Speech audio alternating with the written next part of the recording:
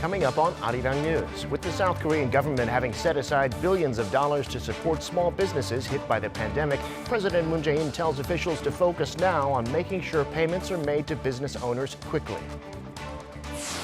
Samsung Electronics reports an earnings surprise in the second quarter, operating profit up more than 54% on year. LG Electronics posting its best ever sales for Q2 and a surge in profits of 65%. And at the Olympics, South Korean athletes move on to the semifinals in men's and women's judo. Baseball tonight, too. South Korea playing its first game against Israel. It's 5 p.m. here in Seoul. Thank you for joining us on Arirang News. I'm Devin Whiting. President Moon Jae-in held a meeting today with government ministries to look for ways to help people deal with the strengthened distancing measures in the pandemic as concerns grow about the economy and people's livelihoods in the fourth wave of COVID-19. He said in times like this, the government needs to be proactive in providing financial support. Take a listen. 방역 상황으로 민간 경제 활동에 어려움이 커질수록 정부가 적극적 재정 운용으로 민생의 버팀목이 되어 주어야 합니다. 추경도 코로나 확산 상황을 감안해 규모가 33조 원에서 34조 9천억 원으로 늘어났고 코로나 피해 계층 지원이 대폭 확대되었습니다. 지금부터는 속도입니다. 절박한 소상공인 피해 지원에 최우선을 두고 신속하게 집행하기 바랍니다.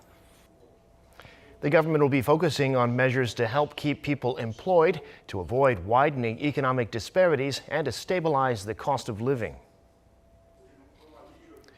The South Korean government is going to provide support worth around $4.3 billion to key high-tech sectors next year in various forms, including tax incentives. This is for semiconductors, next-generation cars, and the biohealth industry.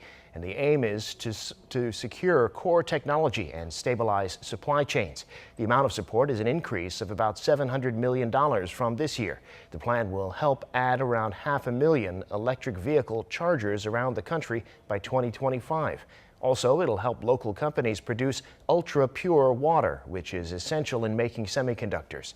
Research will also be done on developing artificial blood as a way to ensure a stable supply of blood, which currently depends on donations.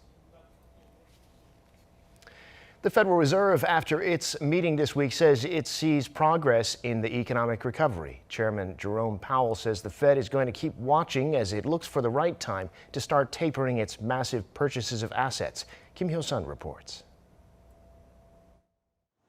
The Fed decided Wednesday to hold its benchmark interest rate near zero, adding the U.S. economy continues to progress despite concerns over the pandemic. Today, the Federal Open Market Committee kept interest rates near zero and maintained our asset purchases. These measures, along with our strong guidance on interest rates and on our balance sheet, will ensure that monetary policy will continue to support the economy until the recovery is complete. In addition to the move that was widely expected by market watchers, the Fed also decided to continue buying large quantities of government debt. However, the Fed hinted it could slow such purchases if the U.S. economy continues to strengthen. The Fed has been buying $120 billion in mortgage-backed securities and treasury bonds every month since last year, but economists expect the Fed to begin tapering later this year or early 2022. During a news conference Wednesday following the two-day policy meeting, the Fed chairman said the exact timing will depend on incoming data. He also elaborated that the U.S. economy is sustaining a strong recovery from the pandemic with solid hiring and spending. Progress in vaccinations and unprecedented fiscal policy actions are also providing strong support to the recovery. Indicators of economic activity and employment have continued to strengthen, and real GDP this year appears to be on track to post its fastest rate of increase in decades. The U.S. economy has been showing signs of improvement since the start of the year, but the Fed is cautious to make sure it's not pulling back too abruptly, especially when total employment is still millions of jobs below pre-pandemic levels. Kim Hyo-sun, Arirang News. And Samsung Electronics has announced its second quarter earnings results. The South Korean firm's operating profits were far higher than expected, over half coming from Samsung's semiconductor sector. Jang Tae-hyun with the details.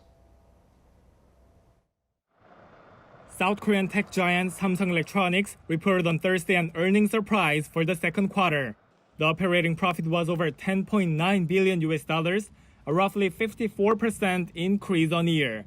This amount is the highest profit recorded in 11 quarters, and the company's sales were over $55 billion. Over half of the operating profit came from semiconductors. Demand for PC semiconductors has increased during the pandemic, with more people working or studying from home. And more TVs and home appliances were sold than expected. But profits from mobile devices fell by more than $870 million, mainly because the sector saw high profits in the previous quarter from the early release of the Galaxy S21. But the company managed to maintain its earnings by improving its cost structure and selling more products like tablets and wearable devices. Samsung Electronics says its foundry business saw improved profits due to the company getting its Austin factory back fully operating earlier than expected after snow-caused power outages in Texas in February. The company says the overall earnings are expected to grow in the next quarter as it's launching a new foldable smartphone next month. Jang Tae-hyun, Arirang News.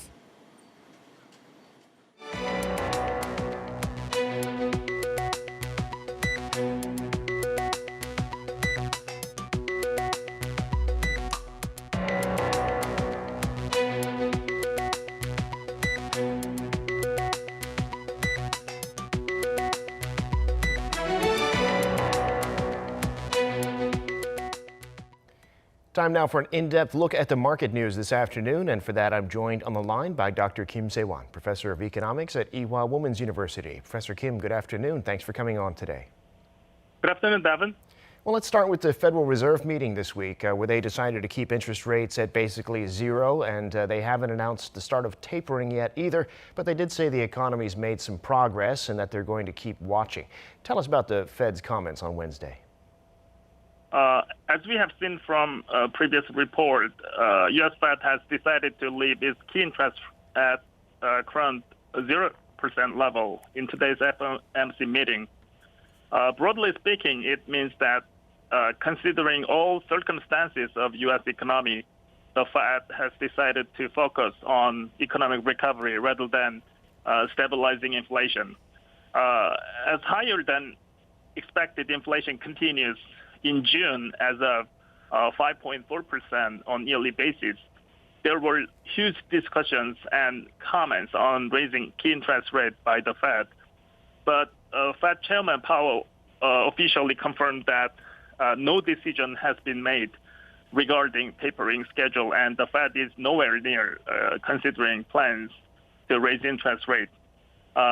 He said in the statement Wednesday at the conclusion of their today meeting that the economy has made progress toward these economic goals, and that progress would be assessed in the coming meetings. That is I think, very important clue that Fed could announce plans to start reducing the purchases of the bonds later this year. The central bank's next meetings are scheduled for September and November. Right, and as investors digested those comments on Wall Street, stocks were mixed on Wednesday, and earnings continue to come out there too. Tech stocks were higher though, with the Nasdaq up 0.7%. What's the story in global stocks? There were mixed responses on Fed interest rate fixed decision in the U.S. market.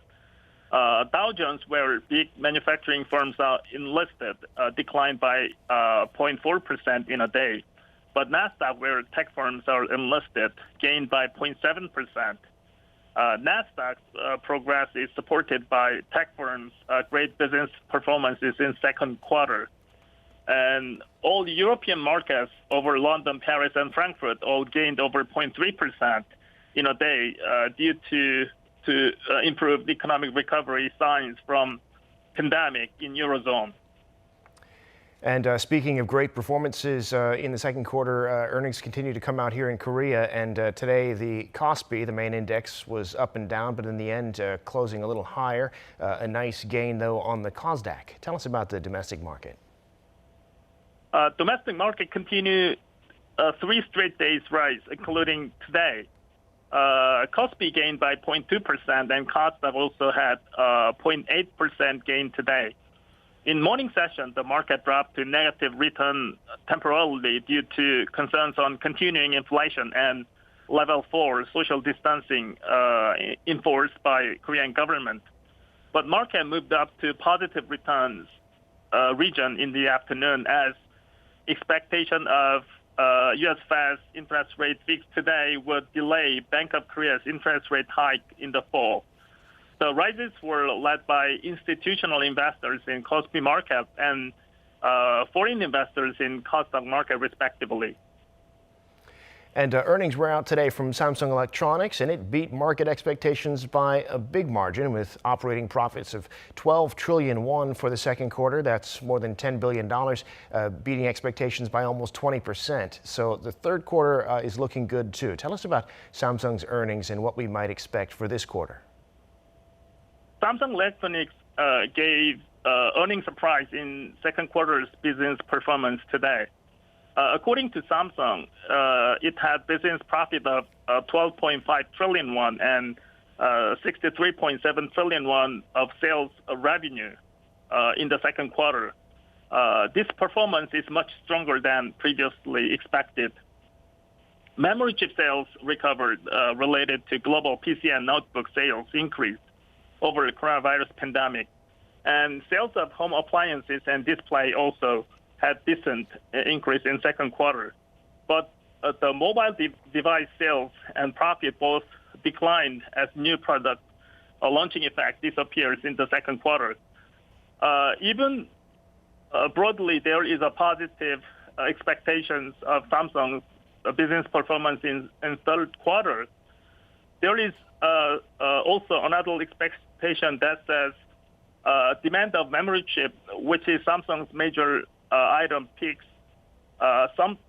sometime between third and fourth quarter this year as global demand saturates. If that is so, there is a possibility that Samsung Electronics stock price would stagger until the end of this year. Well, finally, Professor, if we could talk about debt for a minute. Young people in their 20s and 30s have been borrowing money in this market to invest in all kinds of things from property to stocks and Bitcoin.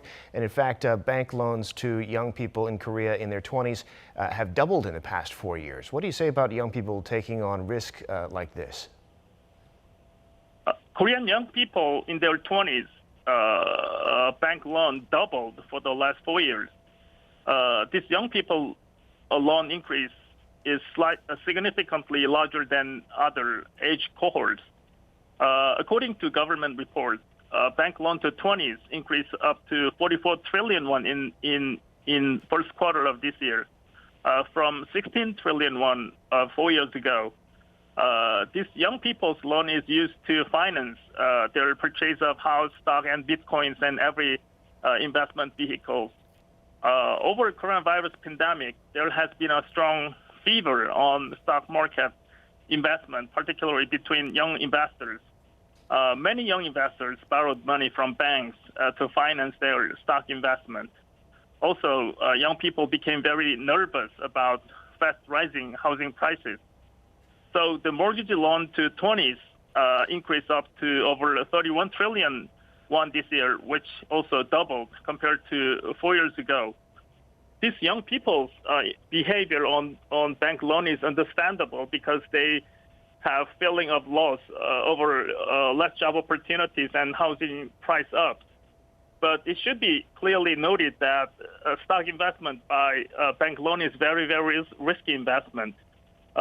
Therefore, government's loan screening on young people's loans should be appropriately intensified to lessen young people's financial burden and risk in the future. Yeah, that can, if things go wrong, it can set people back many, many years. Professor, thank you. That sounds like sage advice, and we always appreciate your insights. Thanks for joining us today. Thank you very much.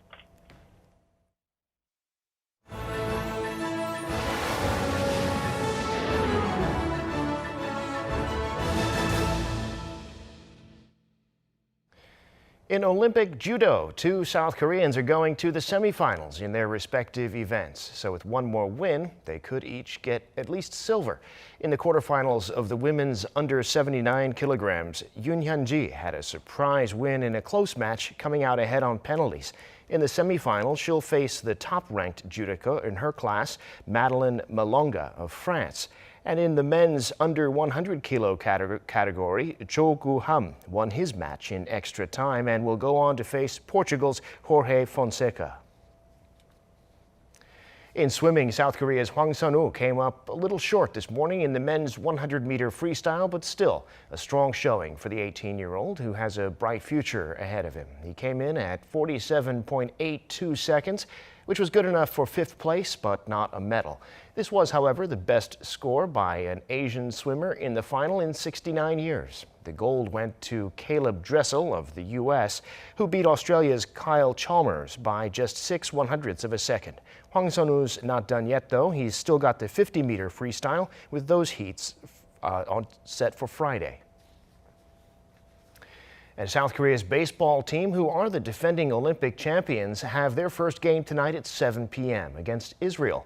Starting on the mound is expected to be 21-year-old Won Tae-in. And for Israel, it'll be John Moscott, a former major leaguer. South Korea had a bumpy lead up to the games, with two of the squad withdrawing because they'd broken the social distancing rules. 6 teams are competing, the other 4 being Japan, Mexico, the Dominican Republic, and the U.S. Japan started Wednesday with a win against the Dominican Republic. The athletes at the Olympics have earned their chance to compete through a lifetime of hard work. Some have also had to overcome serious injuries and even life-threatening illnesses, as our Lee Kyung-eun reports. I want to inspire other cancer patients and for them to gain strength through me. The words from South Korean taekwondo athlete In Kyo-don, who on Tuesday won bronze in the men's 80-kilogram category. It was actually his debut at the Olympics at the relatively late age of 29. It was a long road for In, who had to overcome blood cancer. It took him 5 years to recover after first being diagnosed in 2014. But at the end of that battle stood the Olympic podium, which he said he couldn't have even imagined. I'm living the dream right now, says 28-year-old American triathlete Kevin McDowell, who once lived a nightmare. McDowell was diagnosed with Hodgkin's lymphoma in the middle of his promising career as a 19-year-old junior medalist. After a cycle of success and slumps, he decided to have one more go at Olympic qualification in 2019. And on Monday, he finished 6th, marking the best ever showing for a U.S. male in the sport. It was a bitter and painful experience. For some 406 days, Japanese swimmer Ikie Rikako couldn't return to the pool after she was diagnosed with leukemia in March 2020. But the 21-year-old recovered just in time to make the games. Rikako narrowly missed the final on Saturday, but she has 2 more competitions to take part in.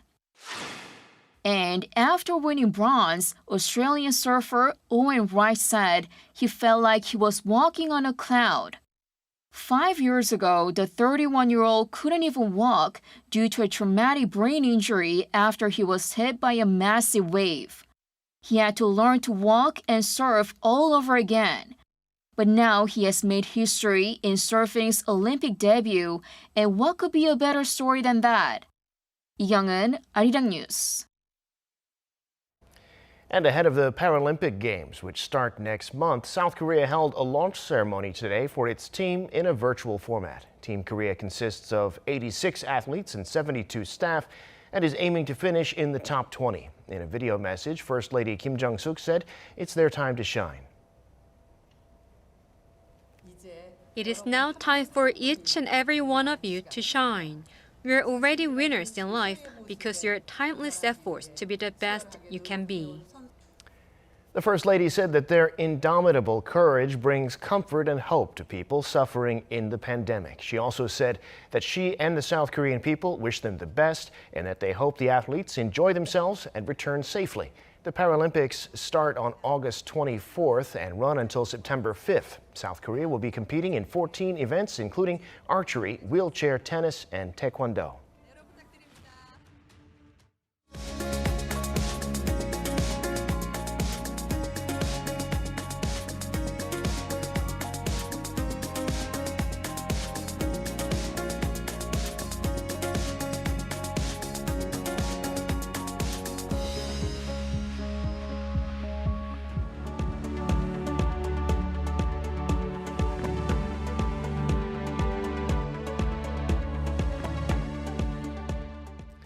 The number of new COVID-19 cases in South Korea fell slightly Thursday, but it was still close to 1,700.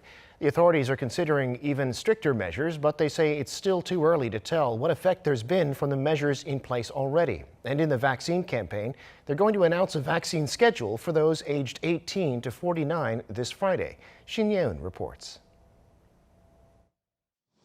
South Korea on Thursday reported 1,674 new COVID-19 cases. Although the figure is down more than 200 from the previous day's record high, the number of new daily cases has been above 1,000 now for more than 3 weeks in a row. Of Thursday's cases, all but 42 were locally transmitted. 2 more people died, bringing the death toll to 2,085. Health authorities are considering whether even stricter social distancing measures are needed. The Greater Seoul area has been under level 4, the highest tier of restrictions, for nearly 3 weeks. Areas outside of Seoul recorded over 500 new infections for 9 days straight, with Busan and Gyeongsangnam-do province reporting the most cases. But the government made it clear on Thursday that it would be too early to raise social distancing measures for all non-capital regions to level 4, with most having already raised restriction levels to level 3 earlier this week. Meanwhile, a detailed vaccine schedule, including plans to inoculate those aged between 18 and 49, will be announced on Friday. The nation is also back on track with its vaccine supply, as 101,000 doses of the Janssen vaccine are scheduled to arrive at Incheon Airport later this day. So far, more than 35% of the population have received their first jabs, and 7 million people have been fully vaccinated.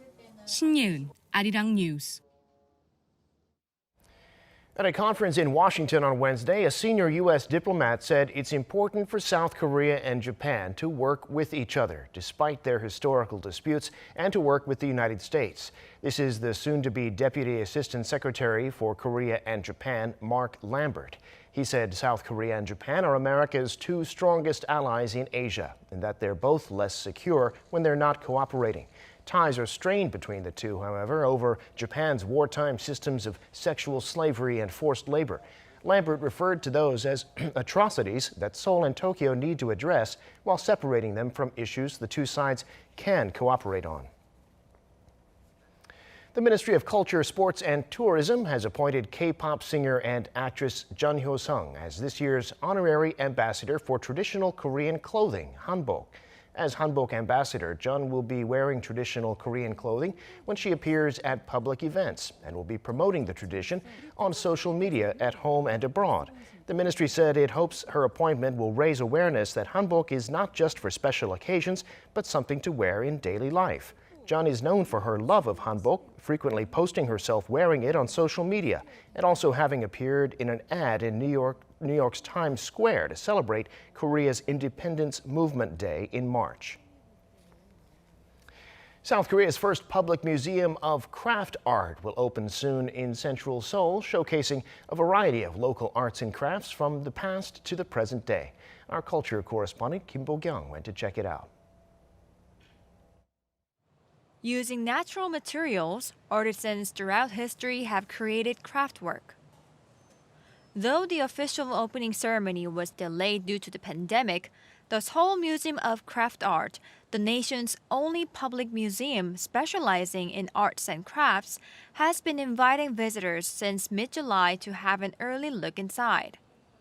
Built on the former site of Pungmun Girls High School in Jongno-gu District, the museum is right in between 2 of the capital's most popular tourist spots, Gyeongbokgung Palace and Insadong Street. The museum showcases various craftwork from all periods. Visitors can enjoy the extensive textile art collection, including the treasure, the embroidered folding screens 사계분경도, and lacquerware inlaid with mother of pearl. Presumed to be the oldest embroidered folding screen in South Korea, the 사계분경도 depicts 4 seasons, each with different flowers and potted plants. As well as luxurious folding screens, everyday items were also embroidered with symbols such as a phoenix or peonies to wish for prosperity. Our museum also shows the tools used in embroidery, the modern style, and a variety of embroidery techniques, which is what differentiates our collection from others. It also gives visitors an inside look at how master artisans use the dajeon technique, where they inlay items with mother of pearl. They can also see unique artist-made modern and contemporary craftwork, including tableware, furniture, and glass pieces. Encompassing craft art of all areas and fields, the Seoul Museum of Craft Art offers a platform for visitors to delve into its cultural value. Kim Bo-kyung, Arirang News. And that brings us to the end of this newscast. Thank you for watching. More live news coming your way at 7 p.m. Korea time.